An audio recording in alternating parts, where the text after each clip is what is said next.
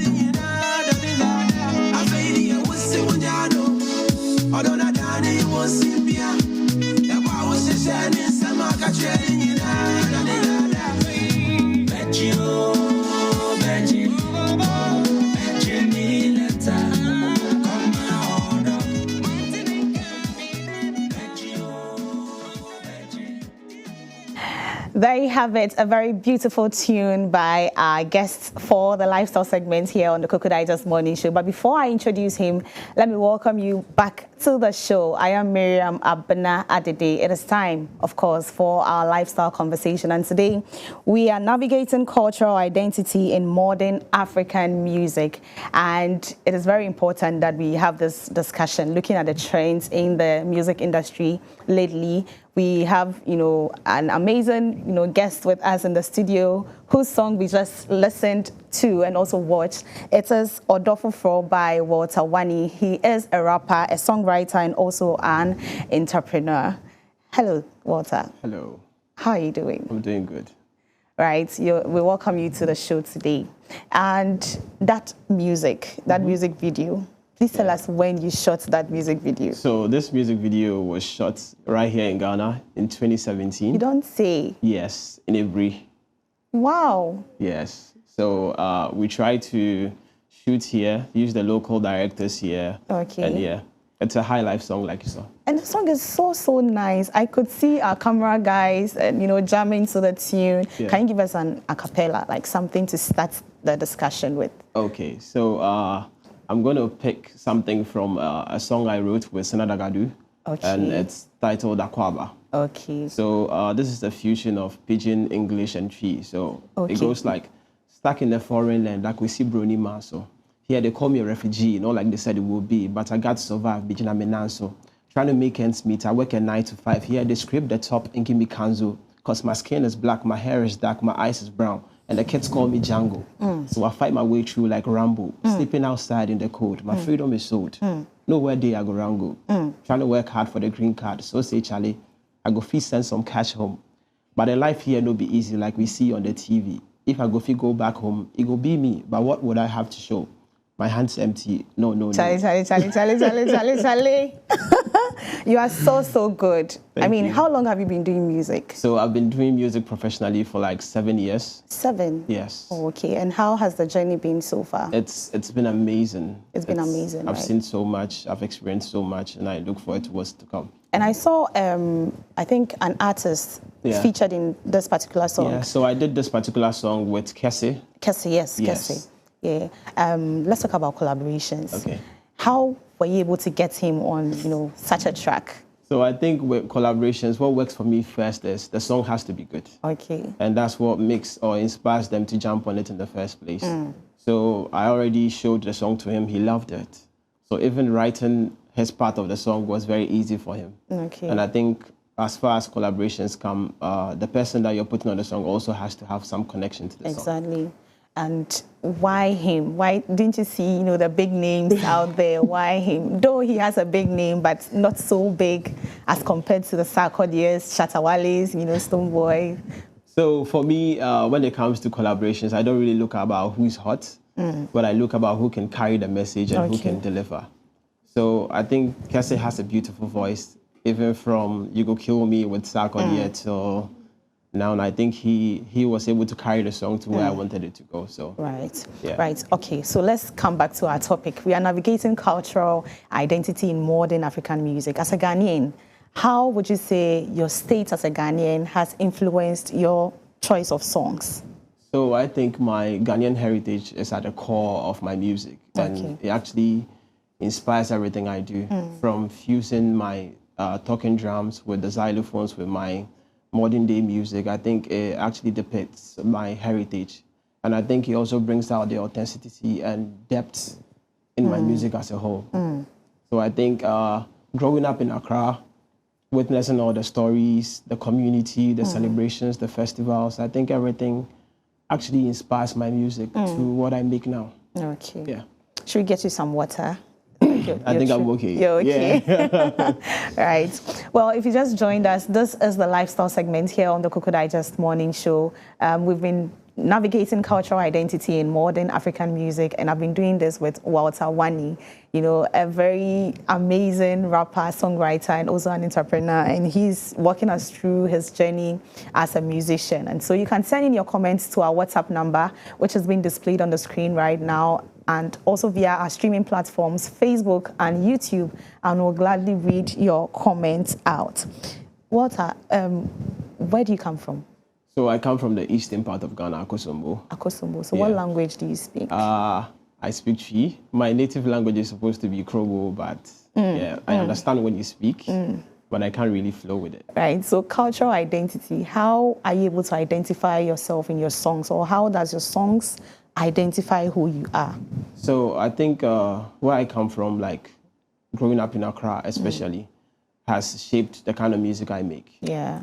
From the streets, the community, the festivals, the interactions I have with the locals, what I see, I think has really shaped the kind of music I make today. Because in Accra, there is a lot of fusion between languages, from Twi, Ga, to the influx of people from other regions, the Ewe people. But commonly, we always hear the Twi and then the Ga. Hardly will you hear, a language from the up north. There. Yeah. So I think Accra has a very dense population and people from everywhere. So it depends on what you want to communicate in your music. Okay. At what point in your music career did you realize that this song is really, impacting my cultural identity? This song, I sang it for my people, myself. So I think early in my career, I attended the local festival. I think 2019 Chalawati Festival. Okay. And then I was on stage and I started to perform a song that was unreleased yet.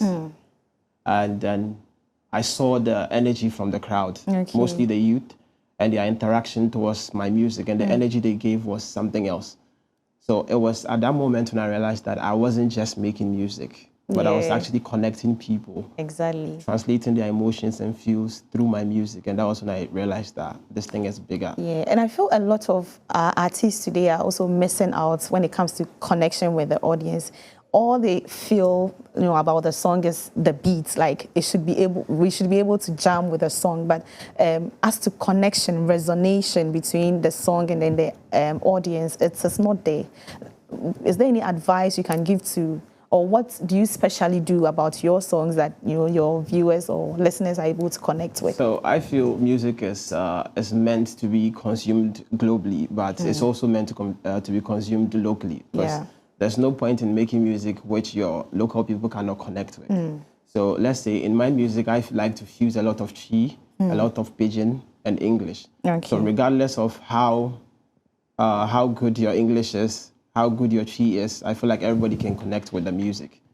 So you have me dropping songs like Aquaba, or Odofofro, Blessings, My Lady, which is the new one I just released, Falling For You. And what is very consistent in that is that I like to mix the Chi, English, Pidgin, and so that everybody can have their side of the music. Right. So even if you're outside Ghana, from the global audience, and you don't understand at least the language that I'm speaking, the emotion is very evident. You can still connect with that. And do you use the storytelling, style of writing? A lot. You do? A lot. I like to call myself a storyteller, first and foremost, before anything. Do you also share your personal experiences? I do, but I try not to make them too obvious, so I add a little fiction in between. Hey, okay, so can you give us a line of any of your songs that talks about like an experience you have personally, encountered? Oh, okay. So this is a song from Blessings. So it goes like, Otameni da da nensu to meme, Otamfun to meme, Yabo me ho by ni kra to me, wishira me, intimin shro dasini. Wadrin se when you be say no I will break when ya mene makodia me komenim ton, me komenim din, me komenim me. Blessing they follow me. So when I wrote that particular song, I felt like it was a very trying time in my career. Yeah. And I felt like as human beings, we always face opposition and stuff like that. And at that moment, that is the feel that I wanted to communicate with people, that people will be against you, people will fight you, but the Lord we serve is bigger than any obstacle. Yeah. So at that moment, I felt like that particular line in the music, I could really connect with it, and it resonated with my spirit. Right, that's very nice. You made mention of the fact that you started doing music, I think 7 years ago, right?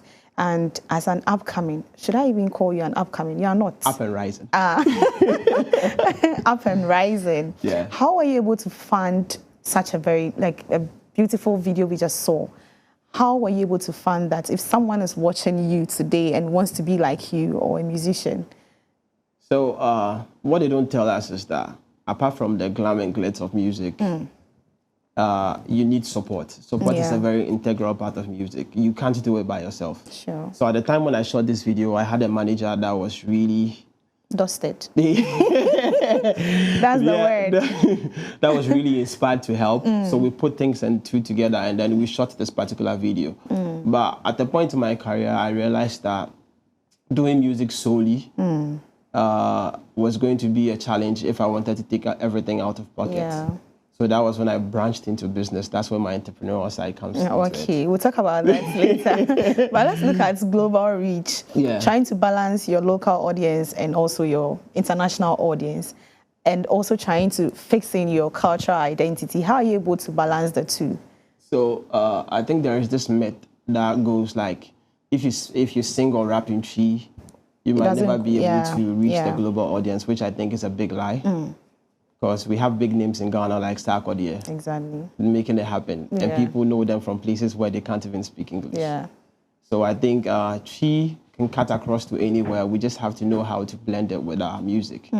So with global reach, whenever I hear people reach out from outside Ghana, I have a great audience in Hungary.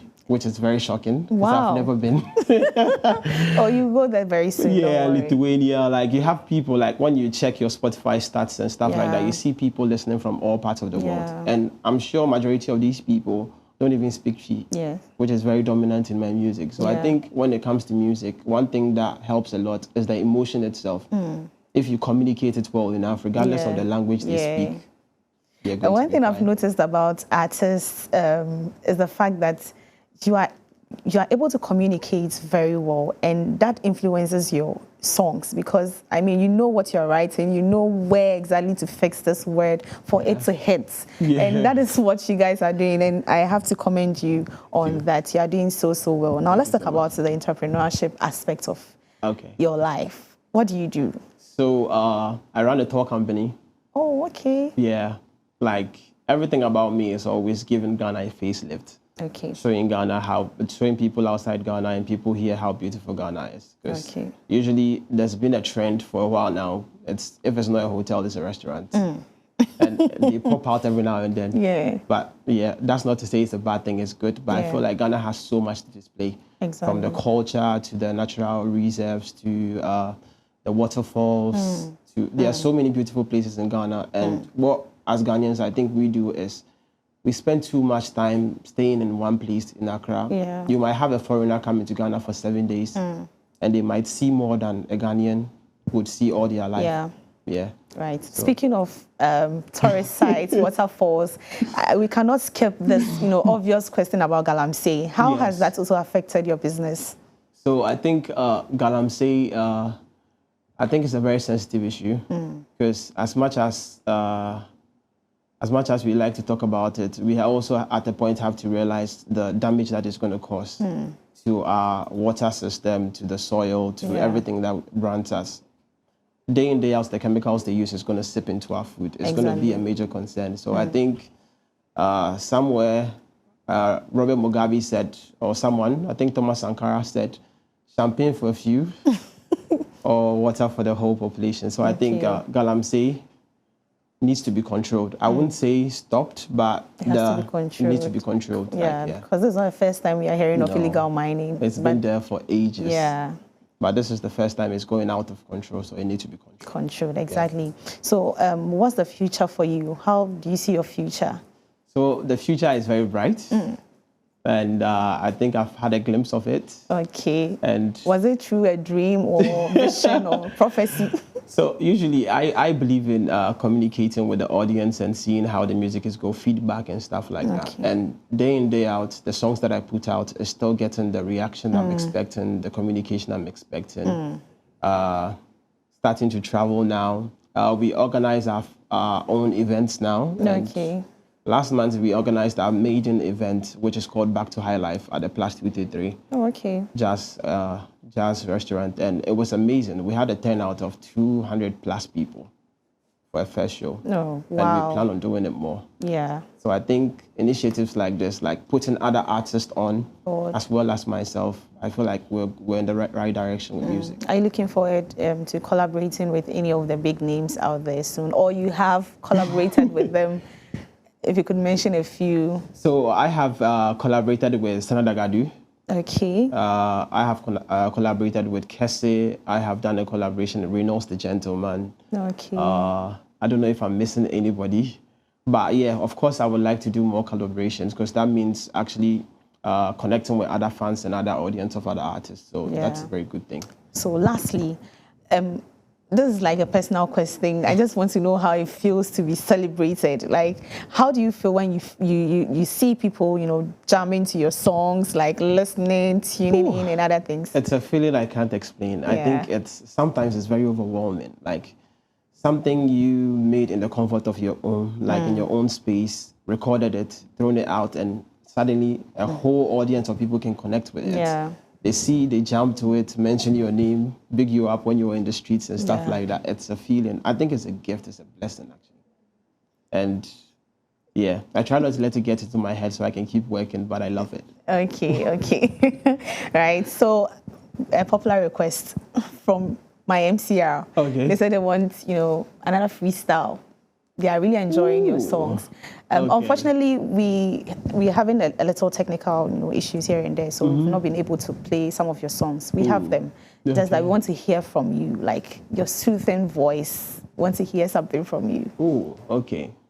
So I think I'm going to have to. But before that, do you have any upcoming projects that you would like to, tell us? 2 months ago, I think I dropped my latest single, which is called My Lady. Okay. And after that, I'm dropping a new song called Kings. Okay. And the plan is to drop a project this year. Okay. But we're in no rush. But a year is almost ending. We're in no rush. Okay. I'm all about putting out the good content and good music of good quality out. Okay. So even if it waits into the first quarter of next year, it will still happen. Exactly. Your social media handles. So I go by Walter Wani Music on all platforms, or if you just type in Walter Wani, I'll come up. All right. Yeah. So freestyle. Okay. So wrap up. So, Ashishemu na feina menya memfem padiano. Bibini broni ya krokro me fisa media newo. Sauni wane meni ejina odo ye we da bena obeba ohun ajinjin te meda menda ade penne wone makomati na mijina opuna echi na mi bom se wone medo you my lady. You know I can't live without you. You be the one, I the one that they love you. Mijina opuna echi na mi bom se wone medo you lady. You know I can't live without you. You be the one, I the one that they love you. Wow. No. Thank you so much, Clement. So I say, I'm the love of your life. Thank you so much, Walter Wani, for passing through our studio today. Thank you We've so really much learned, for having me. a lot from you, and we wish you all the best in your endeavors in life. Thank you so This is where we end the lifestyle segment here on the Cocoa Digest Morning Show. Please don't forget to stream his songs. He's doing so well. Jam to his tunes. He's an amazing artist. Let's support him, in our little ways, and we'll all get up there together. Now, up next, we have our birthday segment coming up. Don't go anywhere. I heard today was your birthday.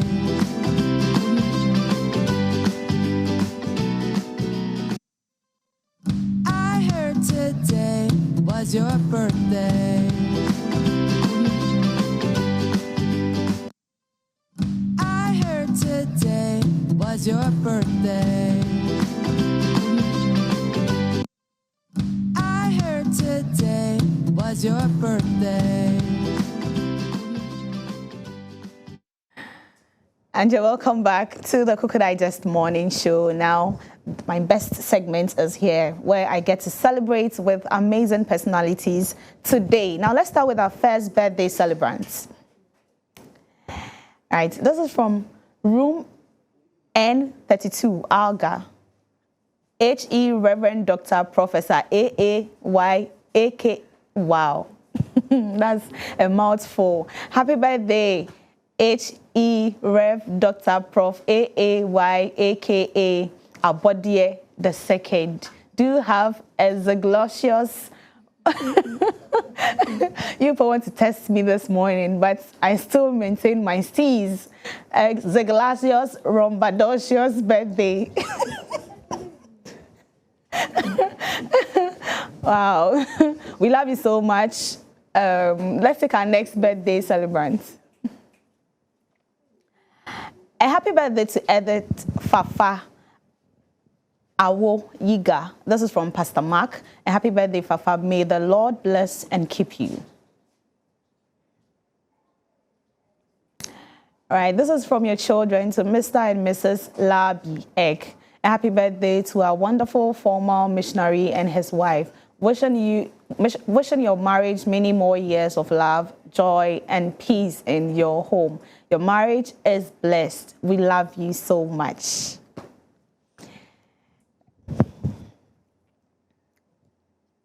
All right, so thank you so much for bringing in your birthday messages. And I have with me our finest sports journalist, Nanaya Asari, in the studio to take us into the world of sport. But don't forget that we are streaming live on Facebook and also YouTube, so you can send in your comments and your takes on whatever we do here, so we read them out for you. We are proudly supported by Pimpamsie Housing Scheme and also the Hedge Pensions Trust.